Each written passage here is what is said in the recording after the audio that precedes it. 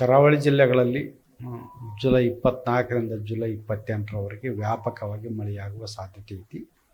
ಉತ್ತರ ಕನ್ನಡ, ಉಡುಪಿ ಹಾಗೂ ದಕ್ಷಿಣ ಕನ್ನಡ ಜಿಲ್ಲೆಗಳ ಕೆಲವು ಕಡೆ ಭಾರೀ ಮಳೆಯಾಗುವ ಸಾಧ್ಯತೆ ಇರುವುದರಿಂದ ಜುಲೈ 24ರಂದು ಯೆಲ್ಲೋ ಅಲರ್ಟನ್ನು ಕೊಡಲಾಗಿದೆ. ಜುಲೈ 25ರಿಂದ ಜುಲೈ 28ರವರೆಗೆ ಕರ್ನಾಟಕದ ಕರಾವಳಿ ಜಿಲ್ಲೆಗಳಲ್ಲಿ ಹಗುರದಿಂದ ಸಾಧಾರಣವಾಗಿ ಮಾತ್ರ ಮಳೆಯಾಗುವ ಸಾಧ್ಯತೆ ಐತಿ. ಉತ್ತರ ಒಳನಾಡು ಹಾಗೂ ದಕ್ಷಿಣ ಒಳನಾಡಿನ ಜಿಲ್ಲೆಗಳಲ್ಲಿ ಕೆಲವು ಕಡೆ ಹಗುರದಿಂದ ಸಾಧಾರಣವಾಗಿ ಮಳೆಯಾಗುವ ಸಾಧ್ಯತೆಗಳದಾವು. ಬೆಂಗಳೂರಿನಲ್ಲಿ ಕೂಡ ಕೆಲವು ಕಡೆ ಹಗುರದಿಂದ ಸಾಧಾರಣವಾಗಿ. ಕರಾವಳಿಯಲ್ಲಿ ಯಾವುದೇ ಒಂದು ಎಚ್ಚರಿಕೆ ಏನಿರುವುದಿಲ್ಲ, ಆದರೆ ಗಾಳಿಯ ವೇಗ ಪ್ರತಿ ಗಂಟೆಗೆ 30ರಿಂದ 40 ಕಿಲೋಮೀಟರ್ ಇದೆ.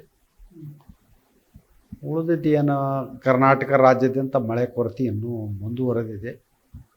ಬಹುತೇಕ ಭಾಳ ಜಿಲ್ಲೆಗಳಲ್ಲಿ ಮಳೆ ಕೊರತೆ ಐತಿ.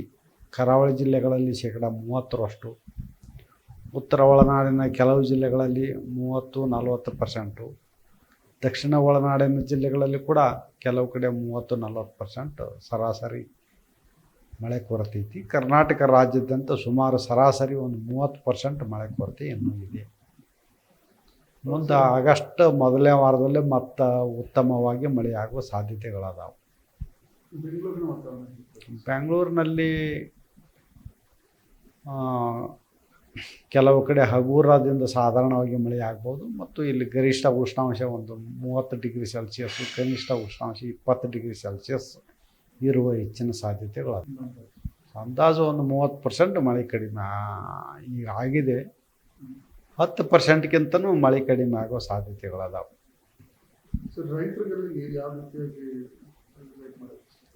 ರೈತರಿಗೆ ಈಗೆಲ್ಲ ಆಗಲೇ 1.5-2 ತಿಂಗಳು ಆಗಕ್ಕೆ ಬಂತು. ಅವರಿಗೆಲ್ಲ ತಮ್ಮ ಯಾವ ಬೆಳೆ ಬೆಳಿಬೇಕು ಅನ್ನೋದು ಅವ್ರಿಗೆ ಎಷ್ಟೋ ವಿಷಯಗಳು ಗೊತ್ತಿರ್ತಾವೆ.